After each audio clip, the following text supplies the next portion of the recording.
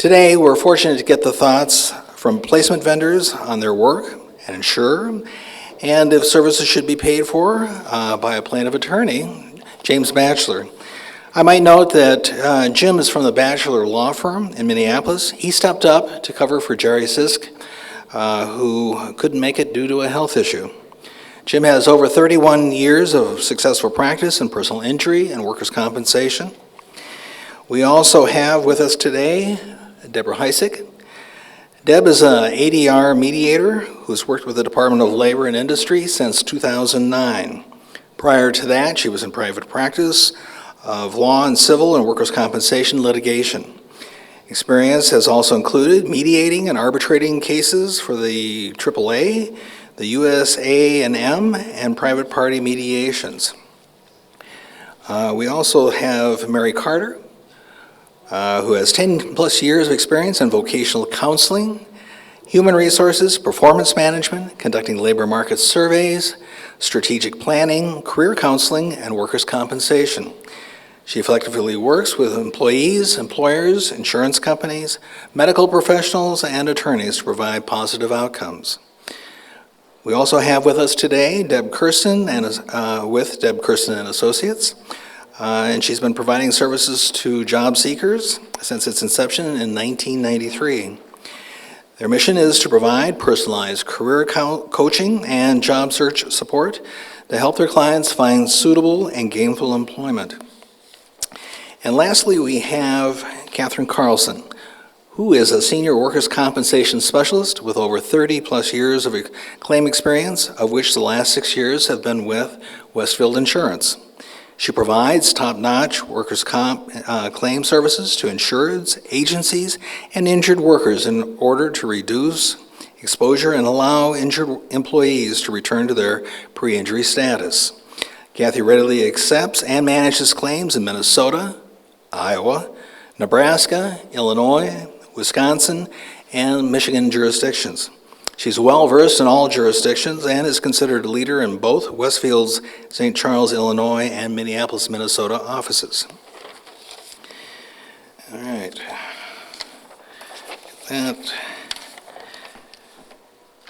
Okay, so today we are looking at job search and getting opinions from all these experts.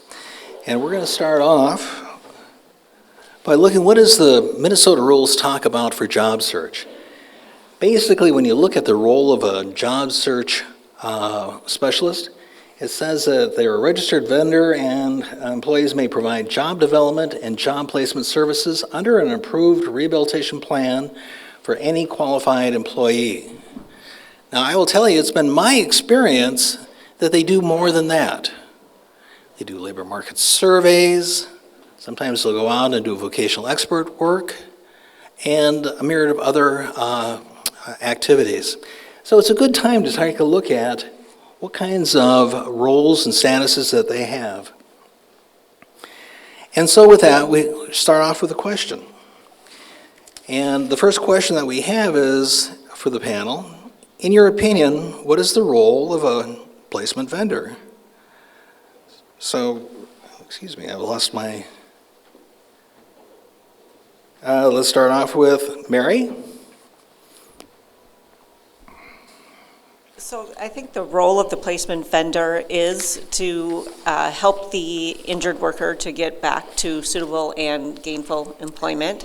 Also, I know I do provide a lot of labor market surveys, and really to build relationships with employers in our communities to, when people are ready to get back into the workforce, then we have an established group of individuals we can reach out to help that person get back into the labor force.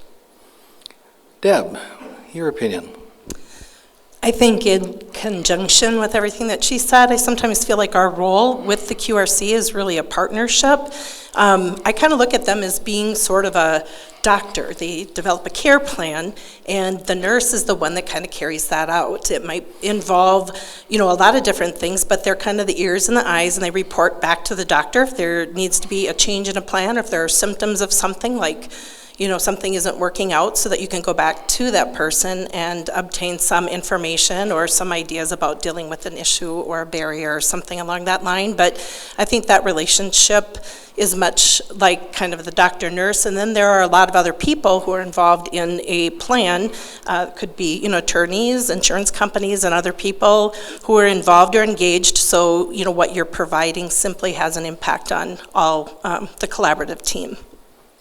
Okay, Kathy, as a payer, do you agree with all that? I do. Yeah, so by the time we get a placement vendor on a file, we've all come to the conclusion that the date of injury employer is unable to permanently accommodate that person. So personally, my role is to just make sure that we get a placement vendor on in a timely manner. The normal course is to do your, your placement testing and give us an idea about what you think is an appropriate action plan for the types of jobs that that employee could possibly be seeking. On my end, I usually, this is me, allow that placement vendor to do their business, and my role then is just to make sure that the employee is working the plan. Usually at this time, we're busy paying lost time benefits, so that person needs to be working the plan so that those ongoing benefits are justified. And the only way I know that is through the communication piece from that placement vendor, which is so critical to us. Jim, I'll have you pick up the mic and give us your thoughts. Well, I think in any of these vocational rehab issues, I think one of the most fundamental questions for the employee, and this is something that both the QRC and the placement vendor I think should engage in, is what does it mean? I mean, the goal is to return to suitable and gainful employment. We'll say suitable and gainful employment to many injured workers out here and see if they know what that means. What does that mean to them? So I think there's a lot of idiosyncratic value that gets placed on what does it mean to this individual employee whose work experience is this, whose age is this, whose injury is this, whose restrictions are these, whose geographic region is this. So let's establish then fundamentally what is suitable and gainful employment so that they have a goal to reach. In my experience with my clients, so many of them, they see the roadblocks, but they don't see the path to success. And unless you can establish for them and give them some ideas, hey, this is what suitable gainful employment means in your context, then obviously they have to have some input in that as well, and they've got some skin in that game, and they have some responsibilities as well. But I think to kind of establish what that means in terms of the nature of the job, the wages of the job, the quality of the job, creating expectations, I think, is a really important thing. And I think that's super helpful if the placement vendor can weigh in on that and create a roadmap for some people as they're, especially because at this point now, they're not going back to the job that they've done for a long time and have gotten very, very accustomed to. And humans are creatures of habit. And once you get them out of their habits, it can be a really tough grind. Mm-hmm. Deb, do you have an opinion? I can say that I looked at this in terms of what comes to me as an arbitrator and distinguish between eligibility for QRC rehab services and placement. And we don't get very many cases where people come in or the insurer comes in and says, we want to terminate placement. But there are a few cases. And in one particular case, the employee was not able to prove that he was legally permitted to work in the U.S., and they wanted to close placement. Now, with QRC services, there are duties that a QRC can do, but a placement vendor cannot. And everything the placement vendor does is related to getting that person back to work, getting interviews, and helping them find jobs. And they cannot participate in that process due to Rule 5220.1805, in which QRCs and placement vendors have to abide by all federal, state, and local laws. So in one particular case, the employee had changed his name time and time again, so we didn't even know who he was. He couldn't produce any work permit and didn't show up at the conference. Now, his attorney argued, look, he worked for the employer for 8 years, and they're not providing his work documents. But the insurer said, we think he's not legally permitted to work in the U.S., he's changed his name, his social security is not valid. Sure, we've paid TTD, temporary total disability, when he was completely disabled, but we're not going to pay for placement. And in fact, I did terminate the plaintiff's placement benefits. So that's the kind of issue that would make its way to me. Okay. So periodically, we see a dispute over job placement, and there's a request for job placement services to be terminated. Within that, sometimes the question becomes, should a placement vendor be used as a vocational expert to basically testify why that person should no longer be permitted rehab services, specifically in job placement? Kathy, do you have some ideas about that? Well, I think they should. I mean, they're the ones who are handling the case. They know what the requirements are for a diligent job search. So there's no reason why they shouldn't be able to testify as if any other person on a case, a doctor or someone else who's involved, rehab consultant. So I would say, yeah, they should. So the question that you have is about vocational testing and whether or not we're qualified, is that correct? Or I think I'm on number 2. a vocational expert? I think that, I've been contacted to be a vocational expert on a file, and I feel like the type of expert, I feel like I really am confident that the skill I have as a job placement specialist, as long as what they're asking has to do with job placement services or expertise in a field, I think that that would be something I would be able to testify on, but it's all within scope of practice, scope of credentials, and that type of a thing. I would not be able to answer questions about vocational testing as a vocational expert because I'm not one. So, Mary, thoughts? Yes, I believe that. We're the ones that are supposed to have our finger on the pulse of what's going on in the job market. And we do have all that knowledge of, is this person going to be employable, not employable? Most of us have been doing it for quite a while now. And we do really understand the market, and we have a lot of contacts with different employers. Okay. Jim is on the other side of the dispute. Do you have some thoughts about that? I do. And I also think absolutely. I mean, the definition of relevance for purposes of any kind of litigation event, whether it be an administrative conference or a hearing at OAH, is any evidence that would assist the fact finder in reaching a conclusion. So if you have people who, as some of the vocational people have stated, have their finger on the pulse of the industry, and then also, going back to the first question, have established what is reasonable in this context for this individual person, because again, there are idiosyncrasies in these cases that you can't create these standards in a vacuum. You have to look at the individual person, the geographic region, their training, their experience, all of those things. And so if they've got some understanding as to what all that foundation is, then absolutely they should be called upon to give an opinion as to whether or not, hey, this person is meeting the standard or this person is not. And obviously, it's when you're on either side of the litigation, you're likely to have an expert either way. But again, that's subject to cross-examination by lawyers. The fact finder, meaning the judge or the arbitrator, will be in a situation to evaluate the credibility and the level of foundation that those witnesses bring. And in that scenario, I mean, I think it's critical that they be there. Not only should it be, I think it's a necessity. So Deb, I don't know, do placement people get called in as experts? Not very often. Typically, we're hearing from the QRC, who will summarize the placement data as well as the other pieces of testing that they have administered. The one thing I would say as a practice tip for placement vendors is clarify with the party who's calling you, whether it's an attorney or an adjuster, who will be paying your fees? And are you being called as an expert, or are you being called as a witness in the case that you're working on?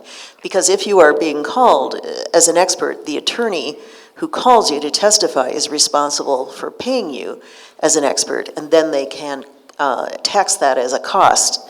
But you'll want to know where your fees are coming from, so clarify that up front before you go to court to testify. Okay, good piece of information. All right, the next question we had was, should placement staff perform vocational testing to determine job goals? I think it should be routine. It should be routine? Yeah, I do. I think it should be routine for a variety of reasons, mostly because that injured worker has now at a place in his life, his or her life, where they can no longer go back to that job that they've been doing for however long, many times a long time, right? And so they don't really know what they can do. And not only that, it provides them with a sense that someone is caring for what they're about to do, and that you're looking at the entire, boundaries of what they're able to do too. And I think that a lot of people, when they're in that position, need that kind of just extra assistance so that they know that they're leaving the gate in good shape. Okay. Certainly. Can I follow up on that? First of all, I agree completely. And second of all, I think one of the reasons why, one of the things that I see with my clients is just an enthusiasm gap. I've worked at this place for 18 years. This is what I've done. This is where I go. These are the people I know. This is the routine that I have. And now you're going to ask me to go to school? Now you're going to ask me to learn something new? You're going to make me sit in front of a computer? Nobody wants that. I think one of the great things that doing some placement or some skill testing and skill enhancement, all of that can do is it can fire a person up. I sort of look a little bit, sometimes I feel like I have to be a cheerleader for a client to say, look, it's a new chapter. You didn't count on this chapter happening, but you can do it one of two ways. You can bang your head against it, or you can sort of open the door and engage it with some level of enthusiasm and pursue it as, hey, this is a new opportunity. It's not the end of something, it's the beginning. And I think placement vendors and QRCs oftentimes are really good at also kind of supporting that message. And if you can do that, one of the ways you can do it is say, hey, we're going to do this. We're going to find some parameters for you. And now, once you have those, that also helps set the standard. What is suitable gainful employment now for this person? And so having that as a background, some objective evidence to support it, I think first of all, it reduces the likelihood of litigation because now people have standards by which to judge this person's performance. And then the other thing it does, if it does end up in litigation, now you've got a standard by which to judge, did they meet it or did they not? So I think it helps everybody on both sides of this equation. Okay. Anybody else, an opinion before I move on to the next question? I would say we get this question a lot by injured workers who call the state, and we take those phone calls, perhaps before they get attorneys, and we use those motivational interviewing skills that you learned about this morning and paint it as an opportunity for them to make the best of some bad circumstances in their life. Well, ask them, what is it that you always had a burning desire to do? Here's your chance. You can no longer be a steel worker or whatever it was.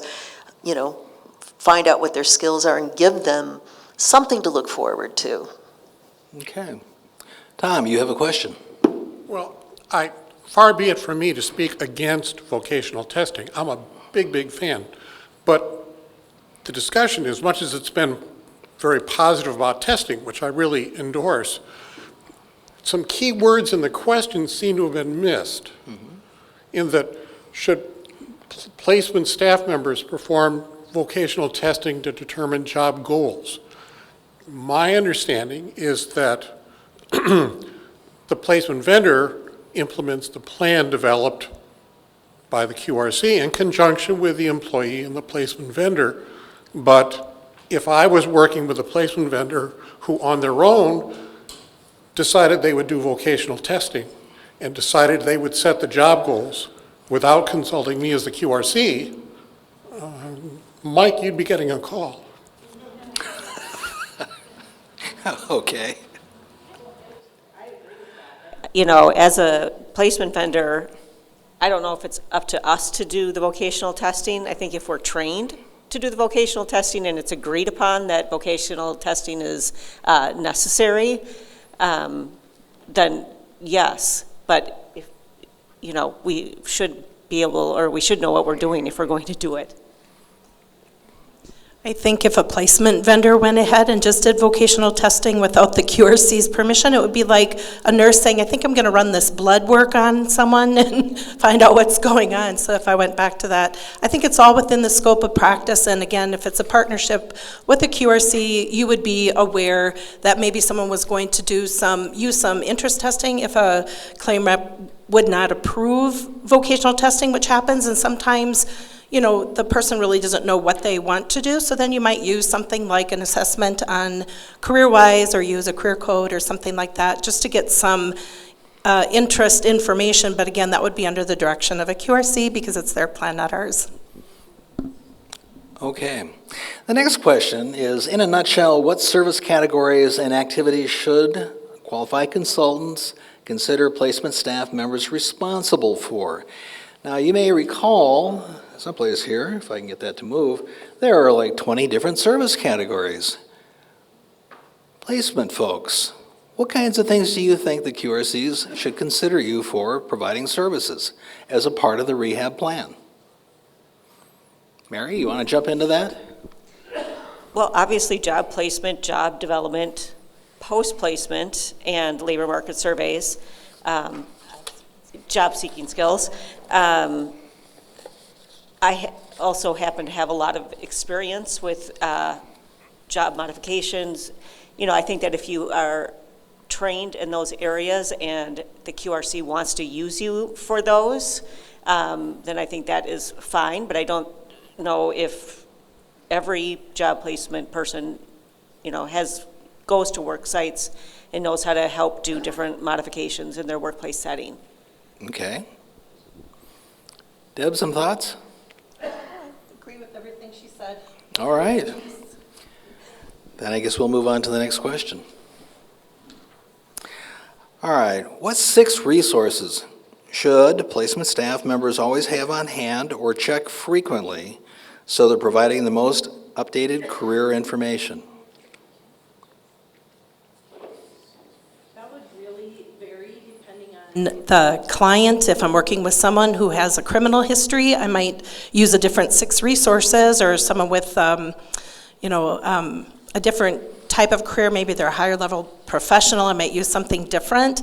But the resources that I use regularly would be, CareerWise, Glassdoor, and Minnesota Deed to check wages, because many times people want to know if they're looking at a new career, what they'll be able to earn, and you can provide Minnesota-specific information using those resources. Another resource I use, not just for job development, but I use sources like Indeed. If I'm developing a resume, I should be going out there and looking at, okay, they want to be a lithotripsy technician. What do they do, and what are they looking for in terms of credentials or qualifications? So I might use that information and make sure that if they have that skill or ability, that that's included on a resume. And the other thing I developed a job seeking skills manual, so I always have one of those handy and give those out to the injured worker, and I sometimes adjust that if there are language barriers, and then, absolutely a listening ear and a helping hand. Okay. I agree also with what Deb said, and I also use a lot of local libraries to develop computer skills. It's a lot of our clients that we get have no computer skills, and there's some really great resources at the library that are free that will help our clients with that. And then also too, just trying to stay current on interview questions, and I'm sure Deb does the same thing, where we try to get the specific questions from the employers ahead of time to make sure that our clients are feeling confident when they go into their interview. Okay. Anybody else on the panel have any other resources they would recommend? That's their area of expertise. Well, okay, but I thought I'd ask. All right, the next question talks about how many files should placement staff members limit themselves to handling at one time. And the question kind of comes out because I've known QRCs that have 15 files, and that seems to be their max, and I've known other QRCs that have had 70 files. So for placement, do you have a limit of how many files you take? Again, it kind of depends on, am I working with clients in Pipestone and Alexandria at the same time? Or, I think it's like the QRCs, you kind of know what you can manage and what you can't.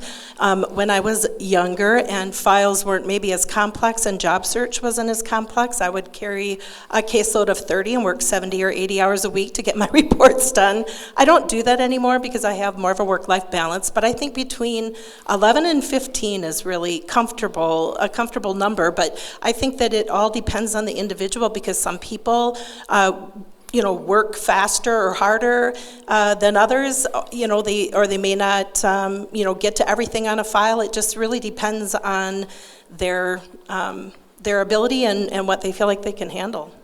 I agree.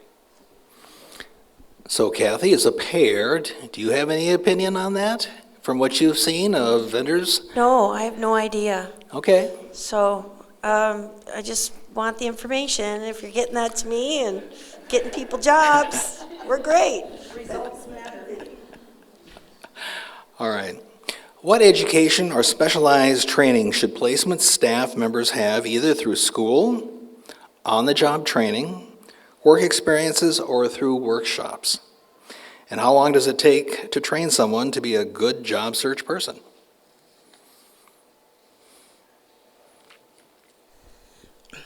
I don't think this is a job that any monkey off the street can do, but it isn't rocket science.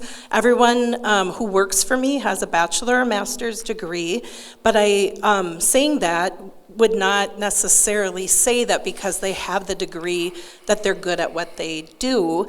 So there are different soft skills and credentials that I would look for. It's always nice when someone has worked in a vocational setting in the past. They're not afraid to use a phone to get information if they've done some surveys or some recruiting or something along that line that involves some phone work. I think that's really important because this is all about connecting with companies, making calls, making connections with people. In terms of training, I think it takes a while. Number one, because it's a system where you have to train people. You can't say that. You can't do that. You can't talk about that. I know, with wages and things like that, you can't make assumptions sometimes about things that you feel like you should be able to say, but you have to be careful. But I think the hardest thing in this job for someone to learn is, what jobs work for someone who can't use their hands, for someone who can stand for 1 hour, sit for 6 hours, and walk for 2 hours and do that intermittently. You have to be extremely creative, and you need to really make some connections with employers. I mean, I have someone, on a caseload who can't move wrists this way or this way, and he's a production worker. So, this type of knowledge only comes through practice. Gone are the days where you can just read a job description and know, for sure that that's going to work with an employee, or even a job goal. I think security used to be the one that everyone used to say was the placement goal. It was never really mine, but it really takes a long time to learn what jobs work for what clients. So, Mary?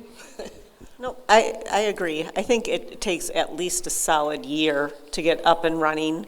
And then, of course, over time, because you're always going to have the unusual case, which almost all of them turn out to be that way. I think just time. And I don't know if there's a set amount of time, but at least a solid year to get up and running. Okay, I kind of get the sense from both of you, it's more of the on-the-job training because that's going to be what's going to develop the person. Exactly, and every person that you sit with is different, and everyone is an individual, and it's up to us to figure out. A lot of times our clients are scared, or because they're going through a big change and they don't think or believe that they can do something. I think that is up to us to get them to know and understand that yes, there is going to be a life after your injury, and this is what we're here to help you do.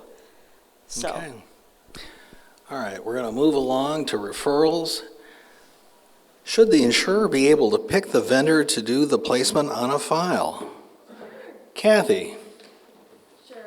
Can't. But we know who the good placement people are out there, and I don't ever not drop a name or two. And I love Deb Kirsten, so. I will drop a name and recommend, but obviously we can't do that. But it would sure be great if we could. Jim, Want your to change the thoughts? rules? For you, the world. I actually thought the rule was that the employer and insurer got to pick the placement vendor and that the employee got to pick their QRC. In my experience, the practical application of that has been typically the employee picks their QRC or the employee's attorney weighs in on who the QRC is going to be. The insurer generally concedes that, assuming it's within the first 60 days. And then from that point, if it gets to the point where now job placement is an issue, typically the QRCs have a lot of kind of input in saying, hey, this is who we work with a lot, or they've got in-house services, and that sort of takes up a lot of the circumstances where that might become a conflict. But that's been the experience that I've had, and otherwise, I mean, I do think the rule says that the insurer gets to pick, but I also think practically it likely leads to a fight of some sort, and I think what happens is probably for a lot, and I don't want to speak for the insurance industry certainly, but I think that's probably a fight not that often worth picking, and so then I think it really comes down to, is the QRC connected to somebody who's going to be a quality placement vendor, and then we get, and then it just goes on that way without too much of a fist fight, which is good, I think. Yeah, I was going to say the rule that applies here is Minnesota Rule 5220.0410 Subdivision 7, and it allows for the employer and insurer to choose a placement vendor if the QRC does not have in-house placement services. That being said, I can tell you that as a defense attorney in my prior life, I've had placement vendors come to me and say, please, please release me from this file. I cannot stand working with that QRC. Well, there you go. All right. I was just going to comment, I just think that QRCs are an important part of that conversation because they're responsible for the plan, and if they can't work with the person and they're responsible for what we do, they should be able to work with someone they feel comfortable as a partner in the process. And so I can really see that for the QRC sake, who is there day by day with the individual, they should have the option of at least making a recommendation because they're, they know if that person maybe has a criminal history, maybe they think, that person might be a little bit, worried to work with that person, or maybe, they just have a lot of input because they're there, they see them face to face, and I think that the QRC has good input for who should be the placement person. Okay. Cheryl. A question has come up regarding an injured worker who mentions to their JPS that they are not a legal citizen, but they use fake papers. The JPS then advises the QRC. What is the responsibility of the QRC? Kathy or Jim, do you want to wade into that one, or Deb? This just got political for me, and so I'm not going to weigh in on this. It's a very, very tough spot. I would not want to be in that circumstance, and I know that that's a real life circumstance, but my sense is the QRC, and you folks, by the way, I stand in awe of all of you vocational rehab people because of the number of rules and regulations and forms that you deal with on a day-to-day basis. So having one more in this context, I think is really a difficult circumstance. So I don't know what the department's position would be. I'd be interested to hear what the department would have to say, Deb, on an issue like that. And does the QRC have to disclose that as part of their reporting, and then if so, what does that then do for the placement vendor? Because I think now it becomes a political football, and that's not a super great place for anybody to be. I don't think I can speak to what the department's position is on this because I'm not sure we have one, and if there is such a position, it would be Mike Hill who would know. But if it came up in an issue that, in a case that I was hearing, I would say, once you know, you know. Don't pretend you don't know. Act accordingly. And, I know that we issue decisions that are sometimes inconsistent with one another. In other words, I carve up what the QRC can and cannot do when you've got a person who is admittedly not here legally, doesn't have a work permit. And I will order job or medical management and a certain amount of job leads or something, but the QRC can't follow up and contact employers if you know this person is does not have a work permit. I would say, once you know, and act accordingly. And I think there's nothing wrong with putting it in your report once you do know, but maybe you have a different opinion. Actually, back in 2005, there was a QRC update, and they addressed that very question. And the initial opinion of the department was you can do the don't ask, don't tell, and you tell the person, I don't want to know, but you tell all your clients, I don't want to know. Or if you're going to inquire, then what you want to do is you want to inquire of all of the people that you work with, whether it's legal for them to work in the United States. Now, on our end, if you find out you are a communicator, then you are to go ahead and notify the parties. And that was a decision back in 2005. All right, so a similar but different question. There's QRC firms out there that are contracted with insurance companies to give strong consideration to insurer requests. This includes to specify, the vendor that the QRC is to put on the file, regardless of the QRC's opinion. Yeah, they're actually out there.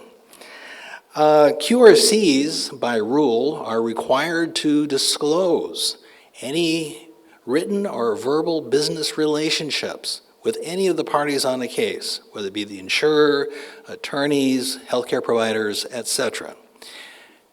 The vendor, knowing that they've been put on the file because of an insurer's request, should they notify the employee like the QRC does?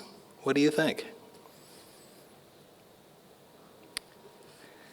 Because the rule requires that the employer and insurer choose the placement vendor, it's a given that they've chosen that vendor, and the vendor knows it, and the represented employee should know it. However, if the vendor is in-house with an insurance company, that is something that has to be revealed to all parties so that every party knows there could be a conflict or something to object to, and gives them the opportunity to do so. Mary or Deb, opinions? Oh, I've never worked for an insurance company that had contracts with JPS folks. Certainly, we do have agreements with larger players like Paradigm and Corvell and Genex. Everybody does. And the real reason behind that is not so much that we can direct traffic. It's really so that we have a more coordinated way to communicate. And that those firms have standards that we're looking for, such as how you report and how you're going to bill us. But even if I do have one of those contracted parties on my file, we're not going to have a contract with the eventual JPS. I've never seen it. Mm-hmm. Maybe they exist, I don't know. So usually when we get to that point where there's a JPS going to be placed on the file, the individual claims person gets to make that decision along with the QRC. We have those conversations like, well, I really like to work with, these 3 people. And then we come up with an agreement. I guess that's what I see. Jim, an opinion? I think this issue is fine. I think it's not that big of a deal. I mean, from my perspective, I know when someone's fudging either on behalf of someone or not. it's not real hard to figure it out. And so if that happens, then I've got a beef with that person, and I'm happy to cross-examine them anytime I get an opportunity to litigate the matter. So I think from that standpoint, it's not a big deal. Back in the day when State Fund Mutual or SFM had their own in-house QRCs in place, like I had an issue with that, and I actually lost. I argued, look, how is this not a conflict of interest that the insurance company is paying the QRC like a salary to do this job? And how is that not a conflict in how they're supposed to be a neutral party? And an OAH judge disagreed with my understanding of conflict of interest, but I don't think SFM has that anymore. So I think since that went away, I think the rest of this is fine. I think it's really a non-issue. And I've seen decisions go both ways on that. And there are other insurance companies that still retain in-house QRCs. Whether they have job placement specialists, I'm unclear on that.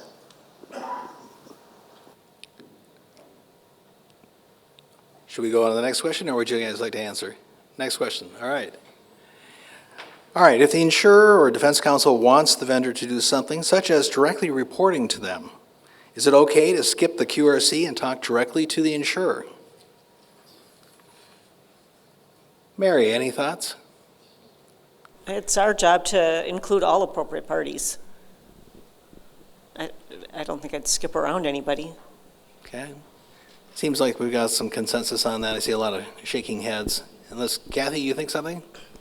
Well, it happens. I'll get phone calls about how a person is performing in their job search, but I'm sure you put those on your report after you've talked to me. I'm sure it gets, I don't know, but. I think, again, I get occasional phone calls from claim reps who are asking questions. There are occasions where QRC will ask me to reach out and report a job offer or to ask for a computer when they don't want to. But I think that the QRC, when there is any kind of a conversation like that, they should be kept apprised of, what that conversation included. Okay, moving along. Job placement plan and agreement forms have been used to focus the injured worker's job search or as a measure of effort. Insurers frequently request the QRC or vendor to use them with employees. What are your thoughts about using them?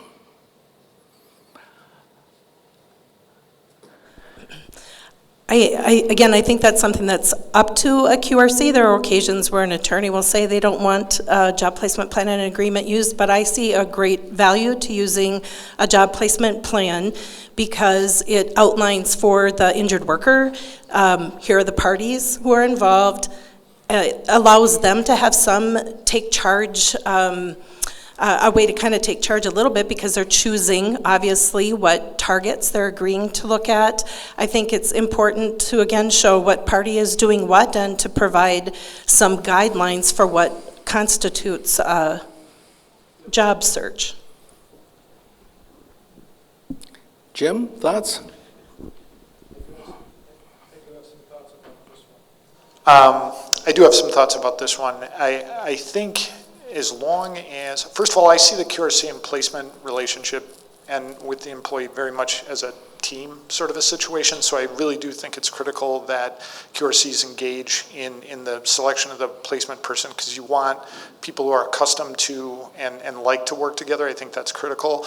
But then as it relates to the JPPA, I think as long as you're including the employee as part of that team in establishing that and considering the idiosyncrasies and setting realistic guidelines, I think accountability is great. And I think you should hold people, like I try to hold my clients accountable. Look, you've got a job. I certainly hold myself accountable and try to set the standard very high for the work I'm going to do on behalf of this person. I ask them, hey, here's your homework. Here's what you have to do. And I think it's very reasonable to set those standards as long as it's not the same for every single person and it's not a cookie cutter form that you just generate for everybody to say, look, these are the number of contacts. This is the nature of the thing. It just doesn't apply that way. It's just, in that scenario, I think it gets unfair.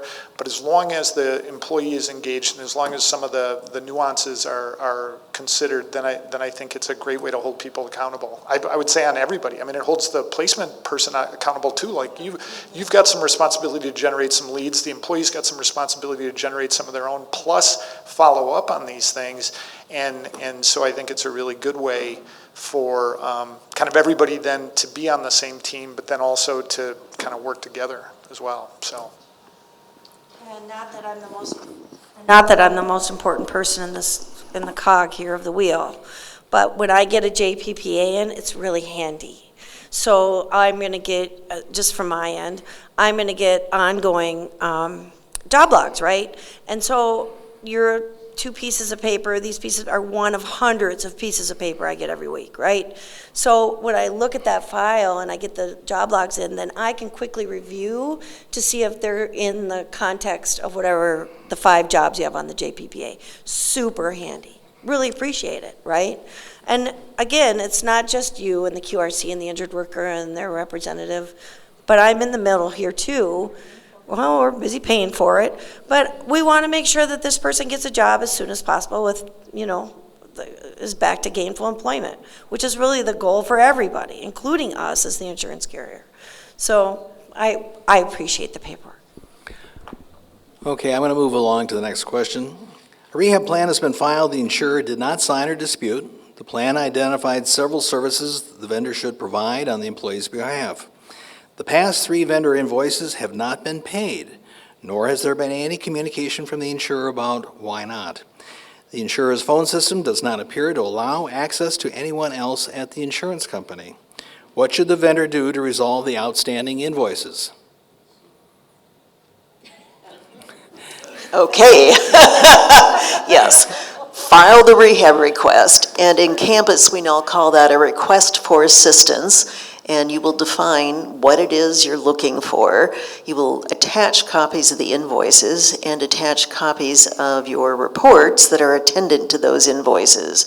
First step we will do is certify that or put it through the certification process. And typically when we contact the adjusters, let's say, oh, bills are late. Oh, I forgot about those. I was paying attention to other things. I was too busy. Sorry, those fell between the cracks. And typically they get paid. Every once in a while, they object to services, they've had an IME, and they believe the person doesn't have any restrictions, and if there's a dispute, we will hear it. And typically you'll get a hearing on it within a few weeks. Now, you do know with the new rule, all the other forms of rehab requests get heard first, and QRC and vendor rehab bills are the last priority. The 3-week rule doesn't apply to them. So once you file any other sort of rehab request, it must be heard within 21 days. Not so with bills, but in all fairness, the bills, 98% of the time do then get paid. We have some discretion about handling this, and if there's a great number of bills and they're long overdue, I will tell the adjuster, I'm not going to send out a non-certification letter until such time as you've made those payments. And I want you to call me and tell me, when you've made the payments, then I will check with the QRC within a few days, or the vendor, and say, have you received that check? Oh, you haven't? Call the adjuster again. Have you actually made that payment? And only when I get confirmation from all sides will we then non-certify the issue, and you can file again. All right? That's how we handle it. All right.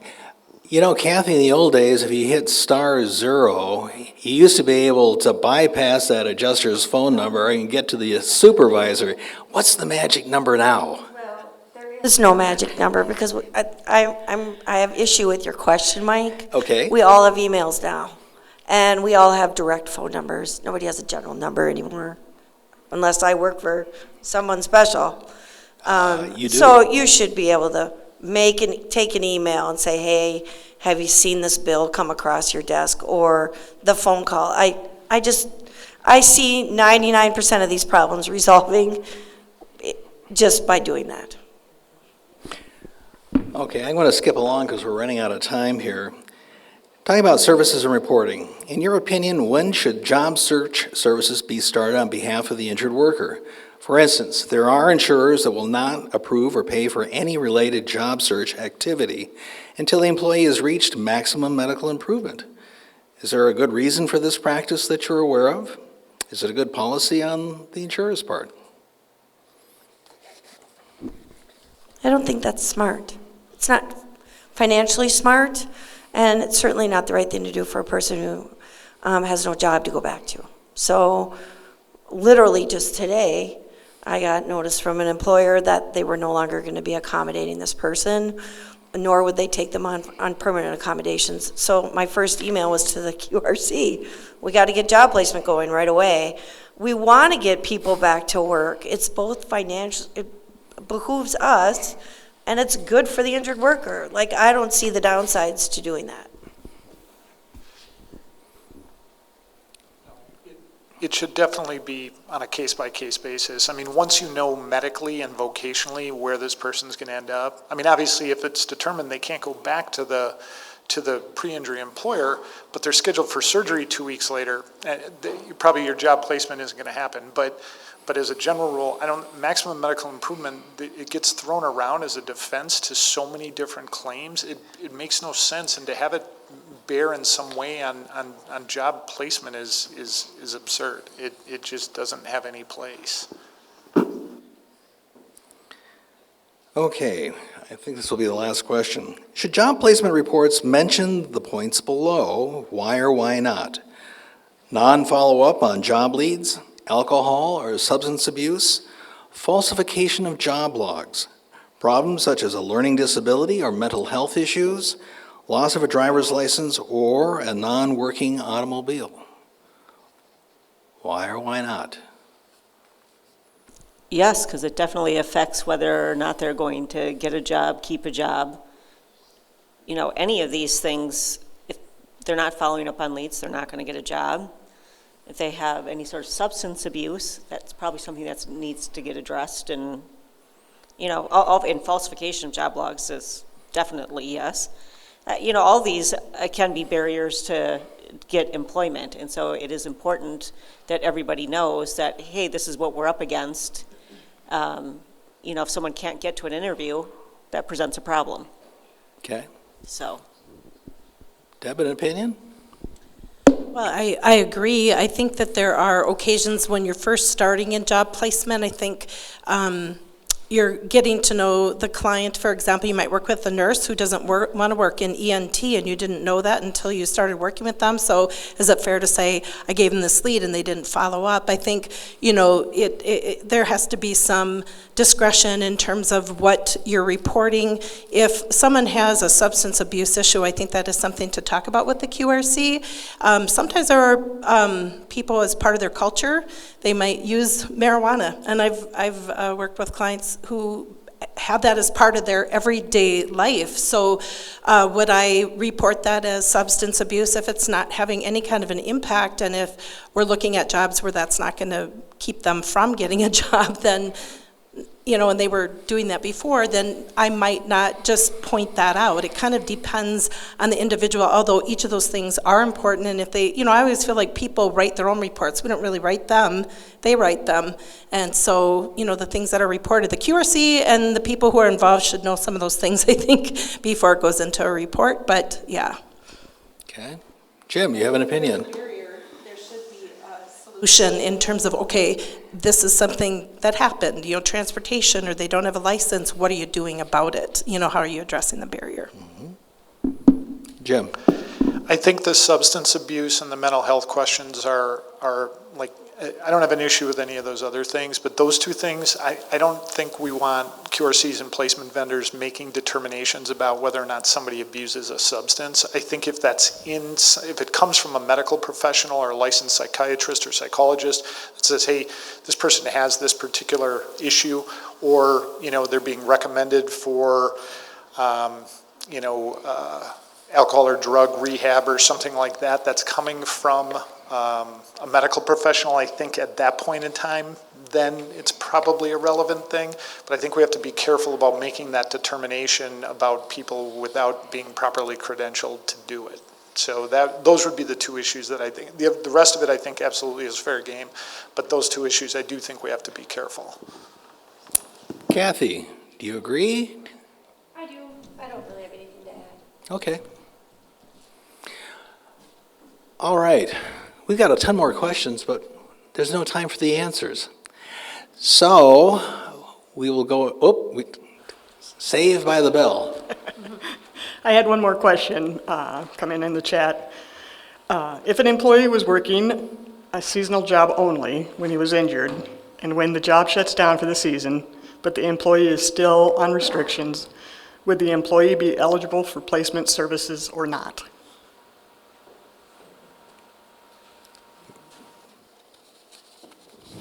I can tell you I'm bringing that claim. I'm probably bringing it to Deb, so we'll see how that's going to turn out for me.